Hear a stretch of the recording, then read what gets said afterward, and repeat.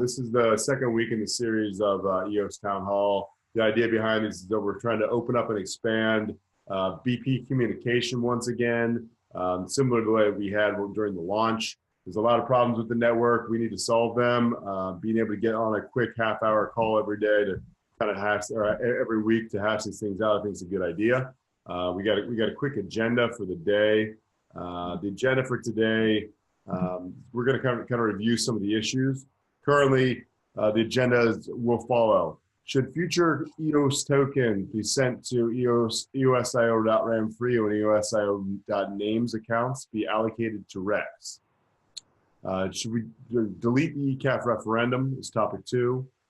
Topic 3 is should we burn accumulated uninflation in eosio.saving? Number 4 is net updates. Number 5 is the lost key updates. Number 6 is the LiquidEOS scaling solution feedback. We'll try to get this done in 21 minutes or so. I'm going to let Kedar open up talking about future EOS tokens sent to eosio.ramfee and eos.name accounts. Should they be sent to REX? Kedar? It was my understanding off the bat that initially when we were doing all the keys, that they would be burned. And I'm curious if anybody knows what the rationale behind putting them towards the REX. Sorry, I'm having a hard time hearing you, Kedar. I can hear Tim really, really well, but not you at all. Sure. The original intention behind the RAM fees and all the fees in the network, the names and everything, I thought was to burn the fees. I'm curious what the rationale is behind moving those tokens to REX instead of burning.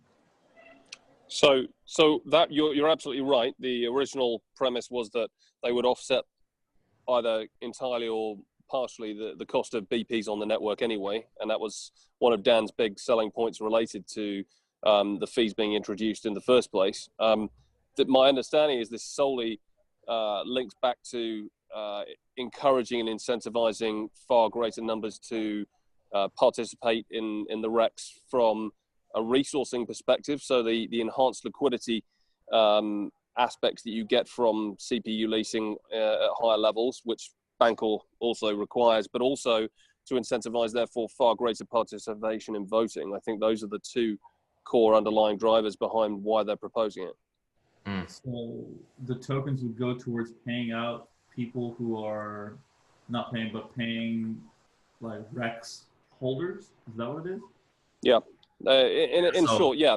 I mean, a few concerns I've got with it is that it's completely untested in terms of in the wild its long-term impact. So, for example, if you're an exchange and you manage most of your actual trading activity off-chain anyway and just reconcile back periodically, which most of them do, you can take a look at your cold wallet and you could look at the sorts of fees starting to be paid out by the REX and just say, well, why don't we reassign 2/3 of our cold wallet into the REX and therefore start taking a vast amount of the actual fees will just get paid directly to us. Why not? It'll be a really nice, healthy, risk-free form of that. The only downside is that we might have to manage some liquidity issues, but particularly some of the, shall we say, less ethical exchanges probably would have no problems doing that, and there'd be nothing to stop them doing that. Yeah. Again, it's hypothetical, but I'm just simply saying it's out there that we don't know what the underlying driver for this will be actually. Yeah. But the general idea applies to the users as well, right? So the users could also have a higher dividend pool to pick from, and that might incentivize voting, or that might incentivize them to remove their tokens from the exchanges. Yeah, totally. Get that inflation themselves, right? Those dividends themselves. So that's also part of the idea here is that right now, most of the tokens are consolidated within exchanges. There are different variables at play. One of them could be that through REX and through having better dividends or access to more pools within REX, that users would now be incentivized to remove tokens from exchanges to be able to take ownership of their own tokens because they could actually get something out of it, and then it encourages voting. Whether or not it encourages thoughtful voting, that's a whole other issue that we've discussed, because right now within REX, I believe you have to vote for 21 BPs. And so does that mean that people are just going to vote for the top 21, or are they actually going to go and look at informed voting? Will they just pick proxies? We really don't know how that's going to play out, but it is a means by which I believe anyways that some people will remove their tokens from the exchanges in order to be able to benefit from those dividends. Now, I understand the reasons to get on the REX, and those are all good and fine. I think that the conversation here, though, is more or less how REX is getting funded. Right? And does it necessarily need to come from the future EOS tokens that are sent to RAM-free or the names accounts? Right. So alternatively, I mean, we have this, and we're getting onto it later, but we have this unused inflation that is just ballooned to a large number, and you know, ultimately, I can understand where that should be benefiting. We need to figure out where to move that and put that into the system, any thoughts? I mean, that's kind of what the conversation is supposed to be around here. And what are we doing with these that are getting sent there?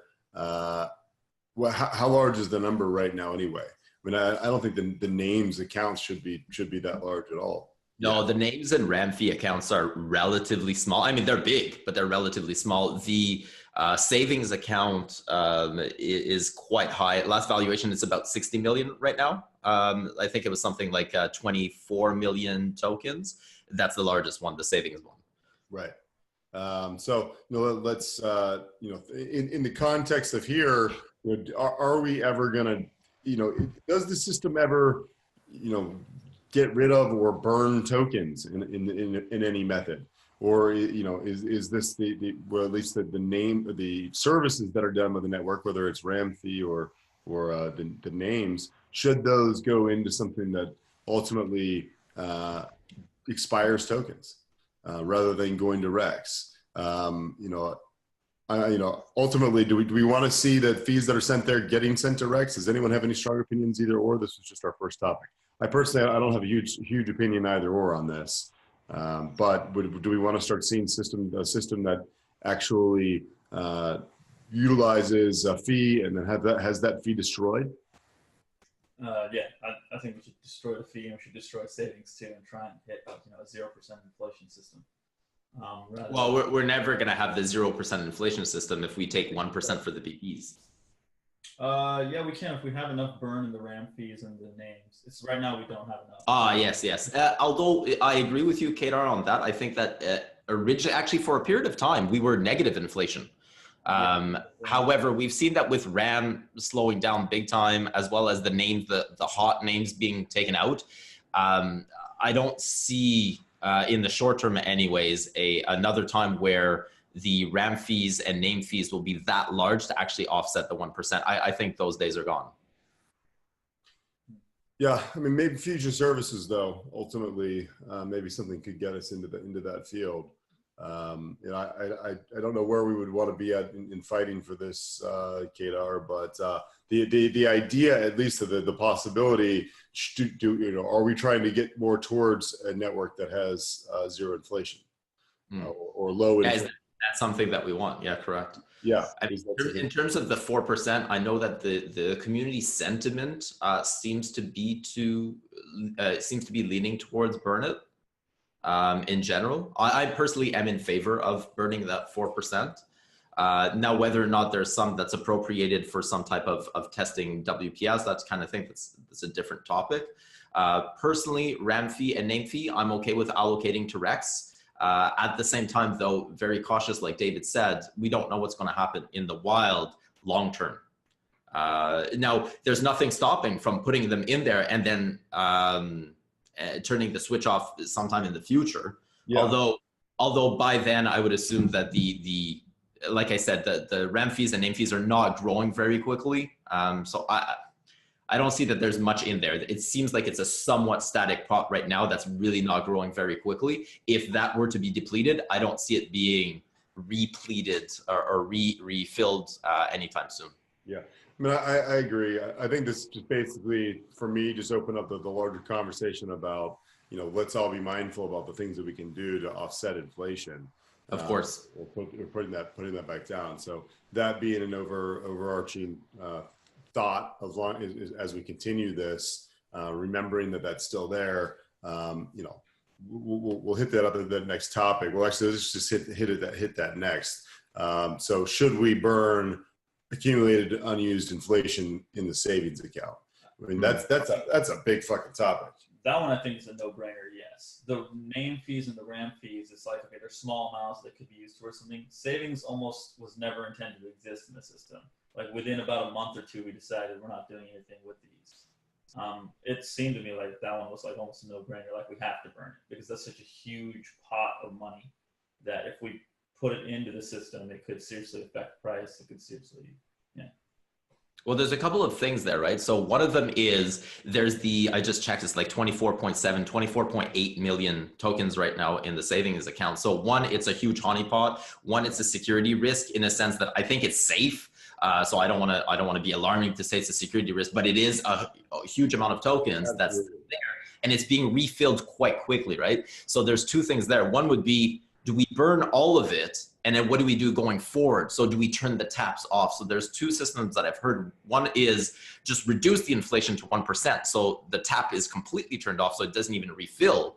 The other one I've heard is burn what's in there right now and leave the tap on, but then burn on an ongoing basis. And should we need it in the future, we just stop burning and then it gets refilled quite quickly.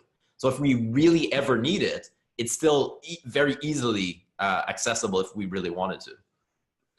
Yeah, I mean, I think that's obviously interesting. The more we can do, I mean, you're right, honeypot for sure. The potential is there for someone to come attack, but I think more so the non-use of these tokens with a large bucket for them to be there is just it's not being very it's not helping anybody.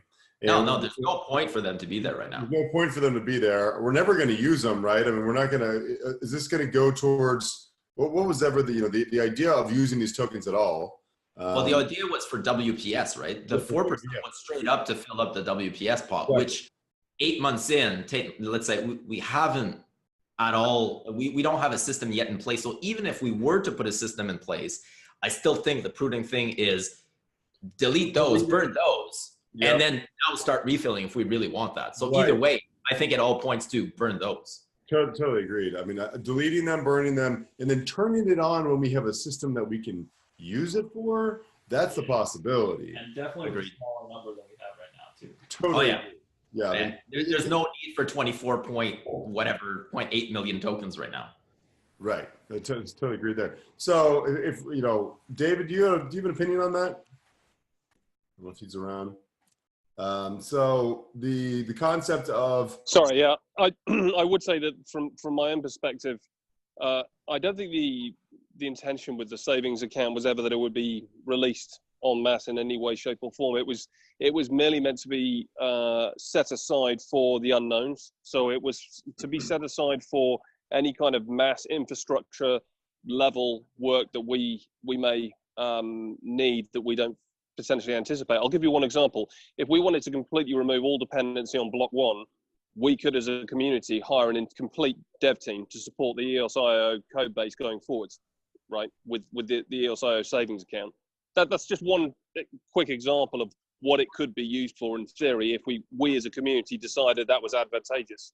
So it's not really intended, at least is my understanding, for anything kind of to be spent in the sort of flagrant ways that maybe we'd be worried about from an inflationary perspective. It's intended for big investment, but no one can really articulate any compelling use cases. So it's just sitting there building up and up and up and up.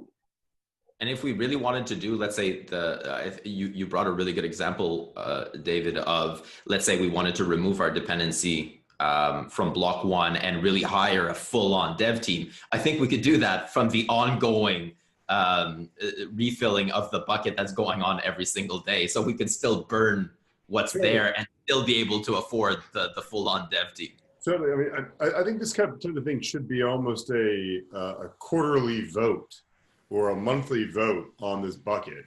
Get this thing completely removed because you don't need where it's at right now. Decide. Yeah, that's a great idea, actually. I like that idea a lot, of it being a regular vote on it rather than just sitting there with it built up. That's a great idea. Right. And the idea is then that also encourages the voting. If you feel strongly about whatever that is, be back to do that. Right now it's just ridiculous. The amount of the 24 million tokens, that's insane. Right. So getting rid of that, starting with tabula rasa, and then going forward, if it requires us to go hire out a dev team, I mean, shit, the 1 month is probably enough for the salaries of 3 or 4 people. Yeah, I think the refill rate, don't quote me on the number, but it's something like 100,000 or 105,000 per day. Yeah. So there's no, this can all go and we can fund whatever going forward. It doesn't matter. So I really like the idea as well, Tim, of having a vote, let's say every month, or reviewing this every month. Review it every month, right? That sounds like a good thing. So we're going to get that listed on the agenda here to make sure that we can propose that at a later time. Okay, so the next topic: delete ECAF referendum. Where are we at with that? What do you think? I mean, I don't know, guys, if you had much of a conversation or thought about this, but this was something we've been the topic of recently. I mean, we're in a mutiny right now, right? I mean, no one's going to pay attention to ECAF. The current installed powers are, not. I don't agree, but yeah. I mean, I'd love to hear your thoughts, dude. So what I mean, I'm guessing you're talking about the referendum that's up, that's actually called delete ECAF, decaf, right? The part I don't agree is that I don't agree that currently BPs, well, I can't speak for other BPs. I can only speak for myself. If ECAF says something, I am listening. Like I'm still reviewing this. I'm still going over this. They just haven't said anything since the second ruling. In terms of the referendum itself, that's up. I've shared my views on that. I think that the referendum itself is just not clear enough. So the intent is clear. Like the way that I'm reading it is that you would remove the article from the Constitution that mentions mentions dispute resolution. However, I don't think it's clear of what happens afterwards, what happens to the cases that are in backlog, how do we go forward. The proposal itself is just not, other than the intent, the proposal itself is not well described or well defined. So I think it's important to have that discussion, because it seems as though you're right that I wouldn't call it a mutiny, but people did signal their intent on the last ruling that they would not abide by that particular ruling. Going forward, it depends what ECAF does, and we haven't seen what they want to do since then. We need a lot more communication starting to commence between ECAF and the BPs. That's one thing that's really important. I tried to initiate some today, asking them what they were planning to do relating to a new batch of fraudulent cases that potentially were happening ongoing with unstakes from a case. But outside of that, I think the proposal in that referendum is actually not the way that we would ever see ECAF being removed anyway, which is that it will be removed via an alternative constitution which redefines the role of arbitration. That is actually how ECAF would, in theory, cease to become the default arbitrator, because what that is almost is a single point cherry picking out of the existing constitution, which seems to me the wrong way to be doing it, at least at this stage. I mean, I don't think there's anything to say you can't do that, but it feels like a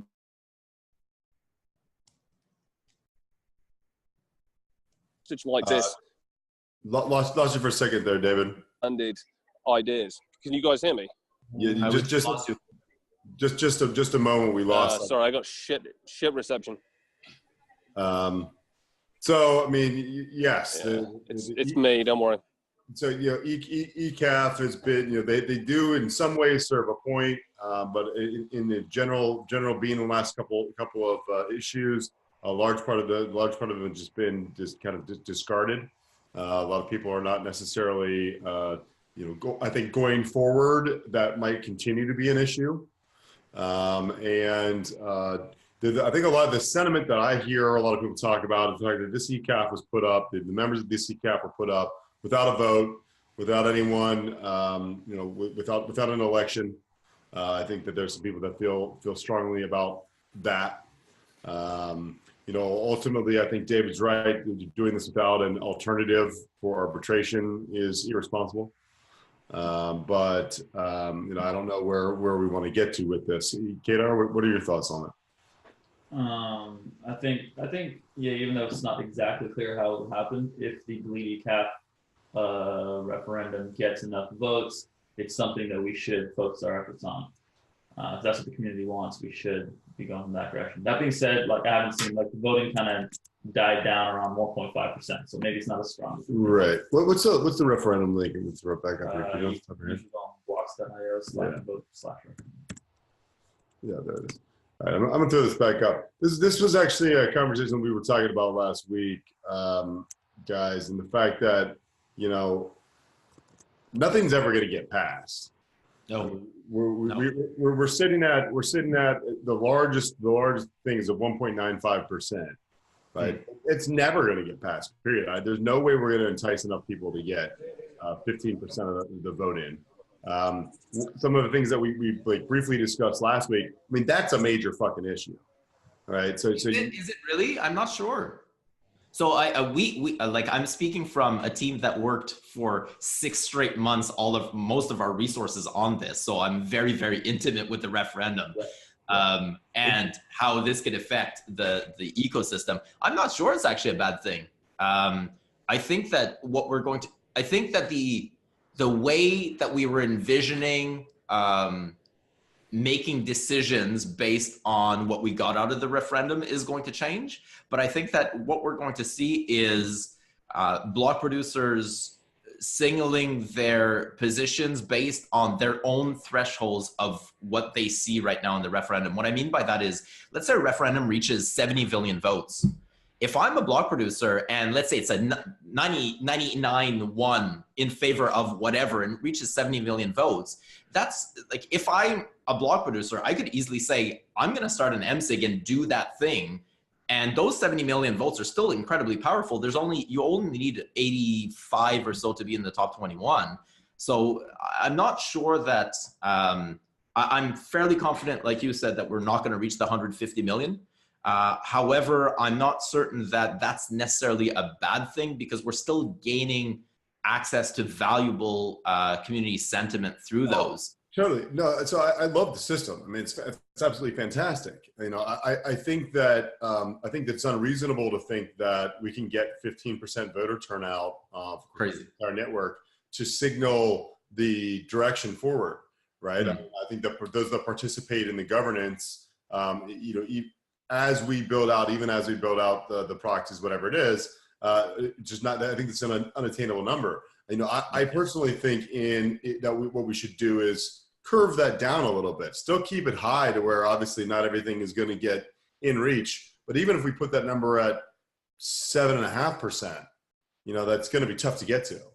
But why would you even change it? Because in the end, it doesn't matter. At the end of the day, realistically, it's only a poll because you need somebody to actually do something with it. Now, when I say it's a poll, I don't mean that then it's non-binding in the sense that if there's 100 million tokens that are voting on something, if I don't do anything about it as a BP, I'm at the mercy of those 100 million tokens that clearly signaled intent. I wouldn't necessarily change it down to 75%. I'd leave it where it is because it doesn't really matter in the end. I don't think that changing the actual threshold will change anything.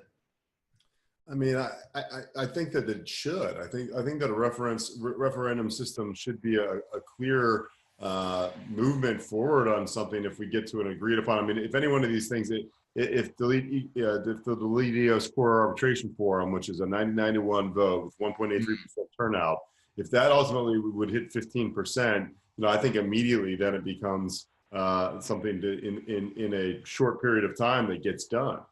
You know, I think that, you know, I mean, I guess still that, you know, you'd have to be, you'd probably have some BPs that might be against it. I'm not sure who, but, you know, at the same time. But if they were against it, if it was still a 99-1 with 150 million votes, that means that there's 145 million tokens that could replace the BP. For sure. But again, you know, that should be a clear signal. And at 2% voter turnout, 99-1, you know, we don't still have an ammunition to say, you know, to motivate the VPs to, you know, everyone to do anything. And what is the clear signal out of this, you know, this flyer to start immediate action? I mean, so can I just say that, so my understanding of Eve's position is therefore that the BPs would have their own individual view on this as to what they consider, and that would reach some sort of consensus point. I'm more inclined to agree with you though, Tim, because the problem with it being anything other than clear cut is that it's very much going to be on an individual vote basis down to whether or not the BPs like the individual proposal. And then anything that, for example, might be something to tighten up maybe behavior of BPs would just simply never be enacted, because it wouldn't get over a threshold that they you know, it'll never get to the 15% threshold. So it feels to me like actually for it to be meaningful, we have to have a threshold that's attainable. and But then what happens when, let's say the threshold, you set it at whatever, 6 or 8%, 7.5%. If BPs don't enact, people can, at the end of the day, the only power is the tokens to the BPs. So if that threshold is not met, my arbitrary threshold and your arbitrary threshold, and at some point everybody agrees except 42, you're just going to get the boot.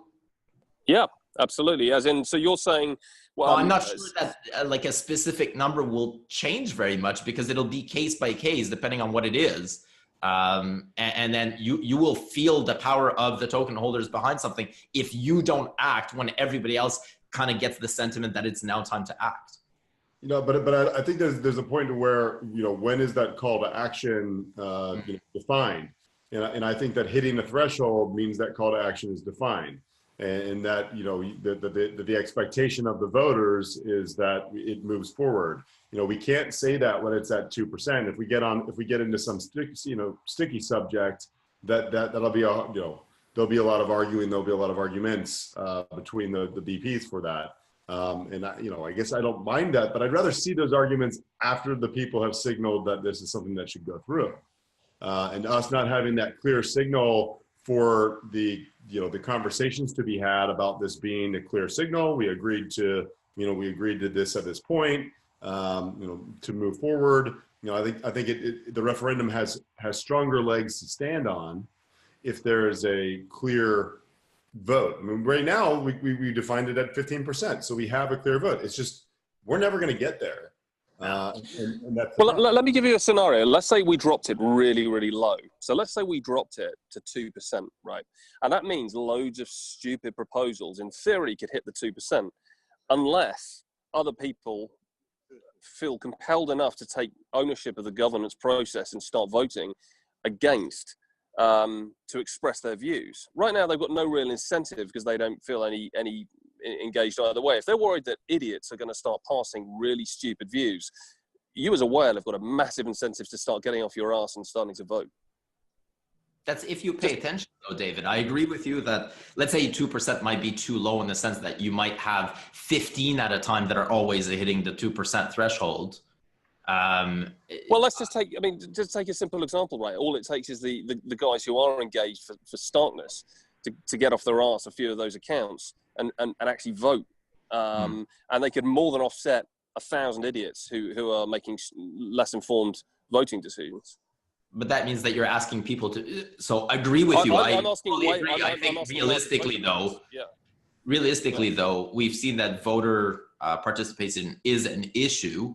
Do you think that would actually force voter participation, or people would just not care, nothing would happen, and it would just be more chaos?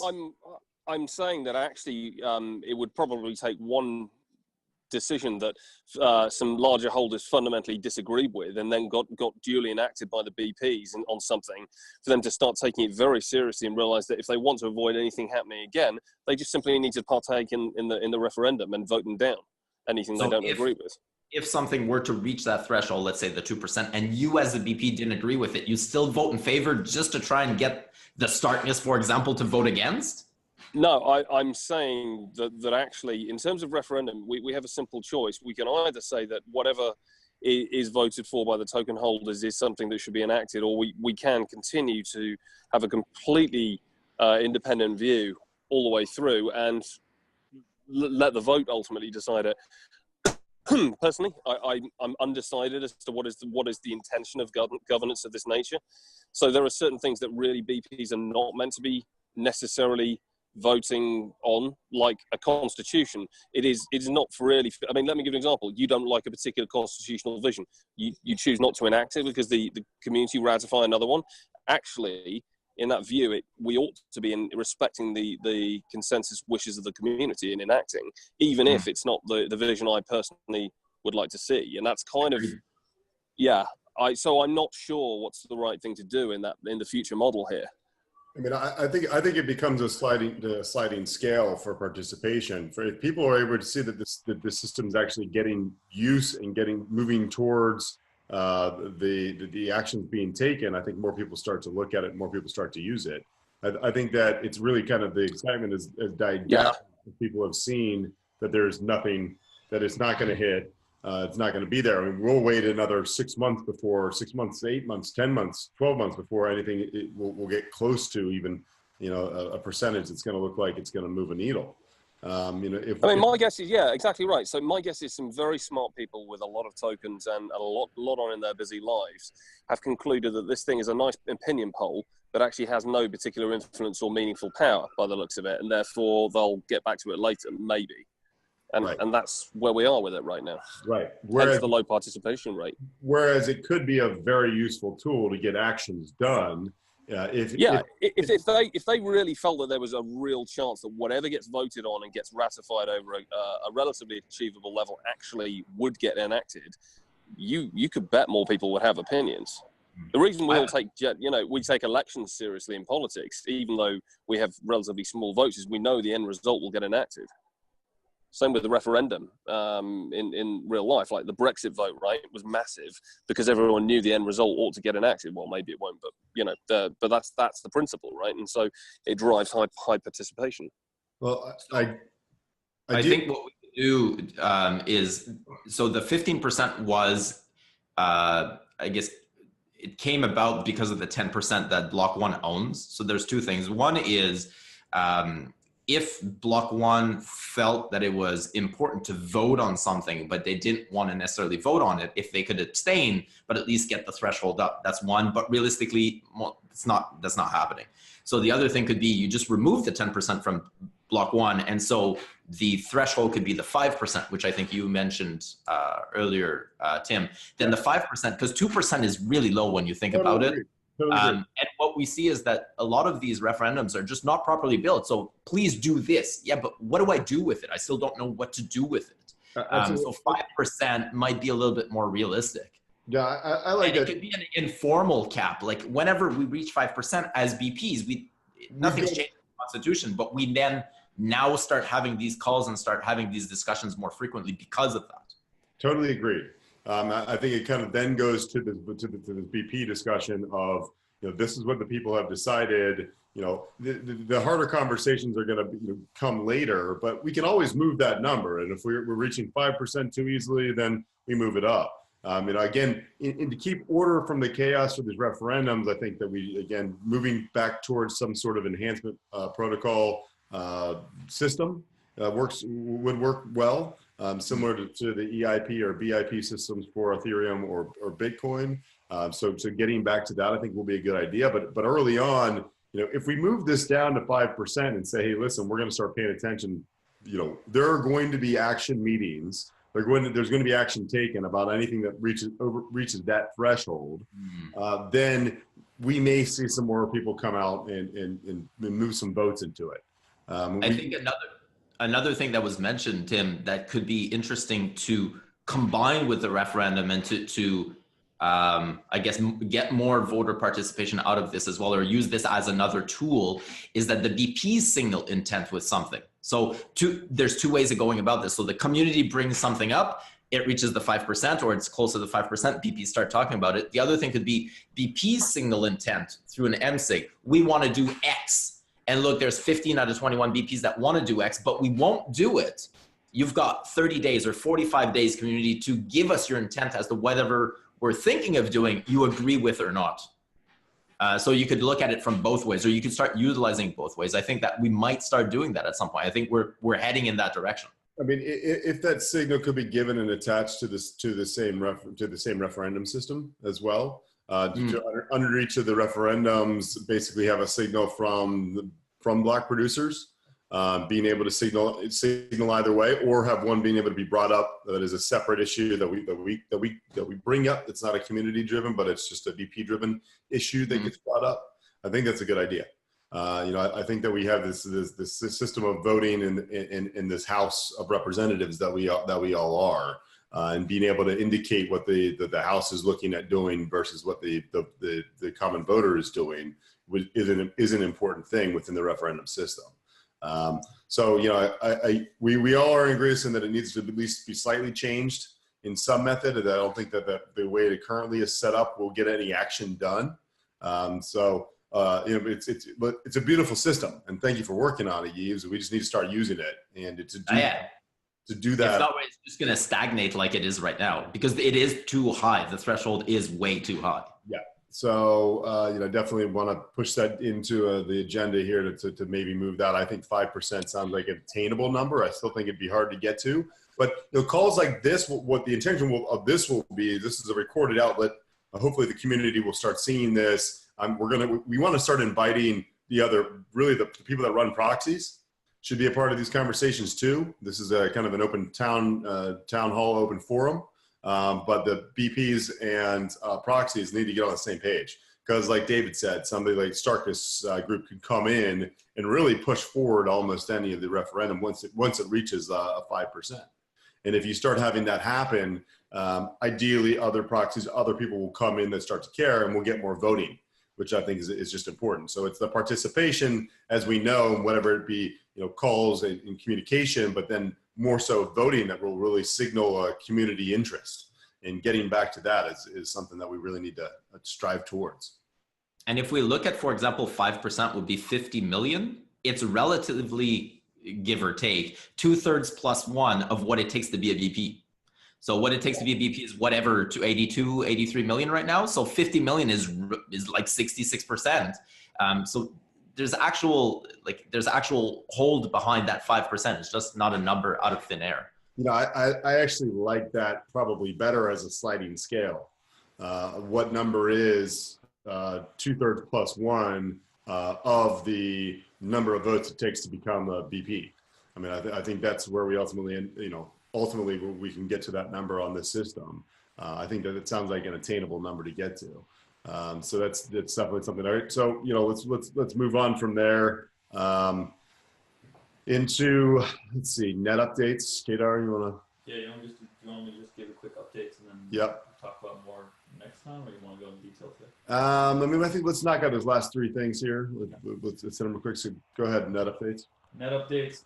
We finished the analysis. Igor from EOS Rio, super helpful, put up a list of the highest net transactions in the last month or 2 months. I've got some analysis on per day usage. We've got enough information at this point to make a decision. It's I think this week hopefully we'll be able to come along a number that we want to change in that range. Sounds good. The issue is that if net at the current levels is unsustainable, the block size is too permissive. We can get too large, and it can easily make the system. It's just impossible to sync the system. Oh yeah, 60 gigabytes. In theory, you could easily hit 500.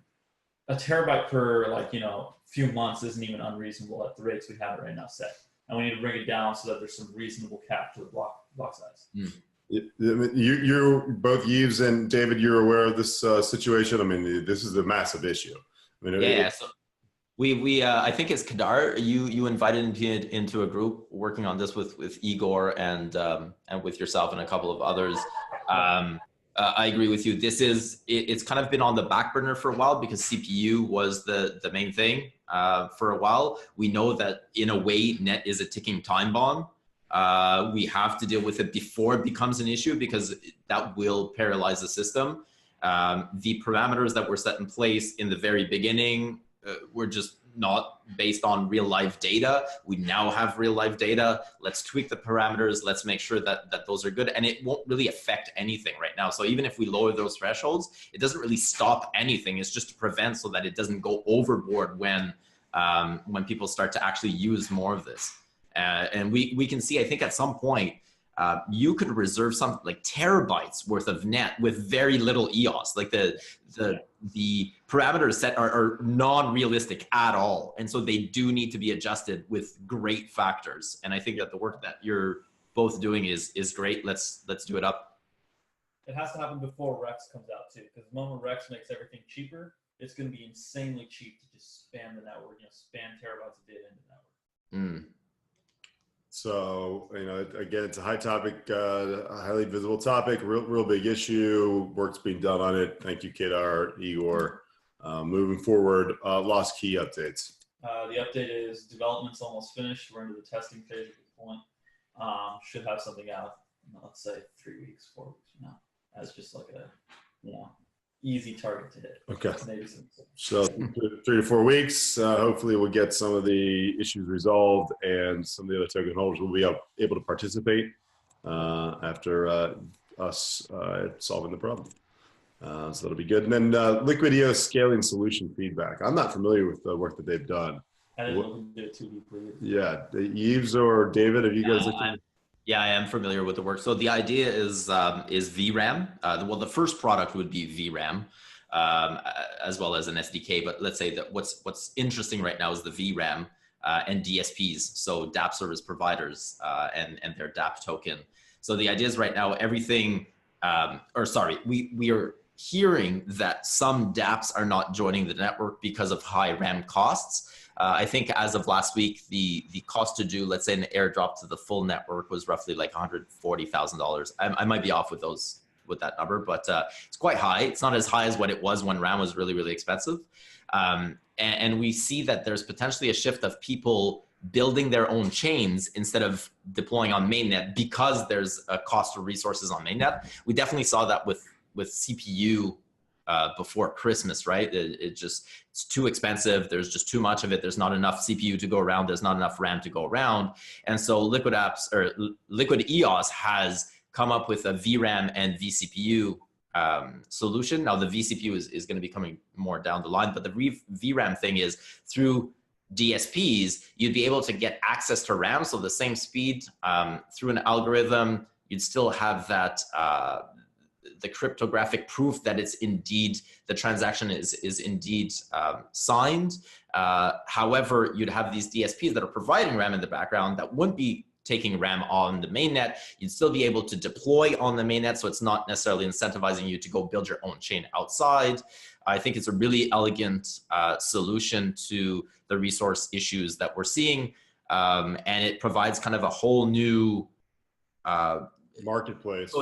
Yeah, marketplace available on, and this is all free market-wise. So I could become a DSP and say, I'm actually going to give this for free. I'm going to get for really, really cheap. I'm actually going to lose money on this because it brings people over to mainnet, or I'll just sell it at my, my standard price, basically just to cover my costs. You might say, I actually want to make a little bit of profit off of that. Everybody's going to be able to determine what price they want to set this at, and it's just going to bring more resources to the mainnet.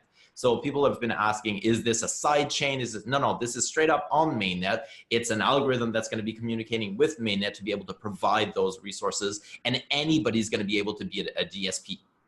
So this is not just related to block producers. Anybody could be a DSP, and the user would go to a marketplace and say, I want to use you as my DSP, but actually I want redundancy. So I'm going to use you, Tim, and I'm going to use you, Eve, because I want redundancy. So it really needs to be user driven. We have been in a lot of discussions about this, the concept of the side DBs, which might be similar to what they're looking at as far as the DSP resources go. Is it's kind of like firing up a separate instance of whatever. Yeah, straight up separate instance. Yeah. So yeah, that's great. Those are the conversations that I've been having with my friend Zach Kelly over here as well on what that is. Who's leading those conversations at LiquidEOS? Is that Benny? Yeah, Benny and Tal. I mean, if you want from the tech point of view, obviously Tal. But this is already working. It's already on the test nets. The idea is that it's going to be released shortly, and it's already working live. It's amazing. Yeah, I mean, my main concern here is absolutely like bringing the idea back. The fork chains that we're getting are just irresponsible for us in this community right now. Leading the conversation back to how to work with the system is a much better concept and idea. So, you know, ultimately over the next week, I'm going to go reach out to Tal and to Benny and see where they're at with this. I'd love to see this on the testnet if they've got it running. That sounds like an interesting solution because we do need to make sure that people are building towards mainnet. Oh yeah, this definitely brings back the brings value back to the mainnet, definitely. The estimate in terms of RAM cost is that it could reduce it by as much as 1 million times its current price. That's amazing. And yeah, but that ought to, in theory, fundamentally change how applications on chain are using RAM. So it will cease to be quite the precious commodity it has been in the past. That, in theory, could have another impact on the use on net and actually bring this whole situation further, or rather, the importance of resolving it further up the priority list. I will say that RAM usage right now, I think, is way more highly optimized than LiquidEOS is estimating. They're saying like 1 million times less for RAM usage. Already, every dApp I know clears RAM on like an hourly basis. Anything you don't need leaves RAM. So we're kind of using like a pseudo VRAM thing where we just don't, like VRAM, the way they have the VRAM set up, I believe they have a backup of the information. So anything that's not in RAM, you can actually still store in like a disk kind of storage off the system. But we're kind of doing that right now, just without the actual availability of any data that gets deleted. This is a better solution, but I don't know if the optimization is going to be as high as they're saying. Well, yeah, I agree with you on that figure, though. And the 1 million times thing was a hypothetical. I think even they didn't believe it, but they quoted it. Well, I think one of the advantages there with the VRAM is account creation. So account creation is a really big one where you have no choice. You have to purchase RAM when you want to create those extra lines. They, I believe, have a solution for account creation as well, which would effectively become free. So you would no longer need to have that account creation on the regular RAM, which is basically what's driving up the price of RAM for a solution, let's say like, what is it, Sense Chat or something like that, that just needs a whole bunch of RAM just to create the accounts. Yeah, and there have been alternate solutions, I think, for that. But you know, having something that's a standard solution, I think, is a method to where if we can, you know, the average dApp creator has to be able to go point to a protocol and be able to understand the best method of adding users on. You know, I definitely know systems that have 100 million users that are looking to migrate over and don't have a defined answer about what that is yet. So, you know, I'll happily, I want to go look over that as well and see where that's at. Looks like they've done some good work on it. So on that, by the way, there's a call, I believe it's tomorrow morning at 7 a.m. your time. Yeah, I saw that. Sounds good. I'll try to join that. I'm going to be in Tokyo speaking at the conference. So ideally we can get Kedar or someone else as well to join from LibertyBlock, but we'll do that. That being said, it's kind of, we can kind of wrap this up here. You know, I appreciate both of you gentlemen joining on. Ideally next week we'll get back. I want to do this as a regular scheduled event, so we can all have conversations about it. Stuart's taken some notes. We'll publish those, getting those off, and then we will release this video and try to get the public and community aware that we're all having discussions and to where everyone can kind of see where our heads are at. And that there is involvement, that there are people that actually do care about this network and are willing to publicly state their opinions about how this network should be governed. So with that, thank you guys both for joining and appreciate your work on the network. Thank you for hosting. Yeah, I was going to say thank you for showing the initiative to set it up. I was talking to my team yesterday, day before, and was already starting to work through in a less structured way about how we would start to try and help show some leadership in this whole area and push it forwards. I'm delighted that you've actually just kicked this off already, and I think it's absolutely essential for us over the next 3 months, especially to really show leadership for the community on this whole area. I absolutely agree. So until next week, guys, appreciate it. We'll see some notes up there, and I do things moving forward. Have a great day. Take care, guys. Have a great Thanks day. very much. Thank you.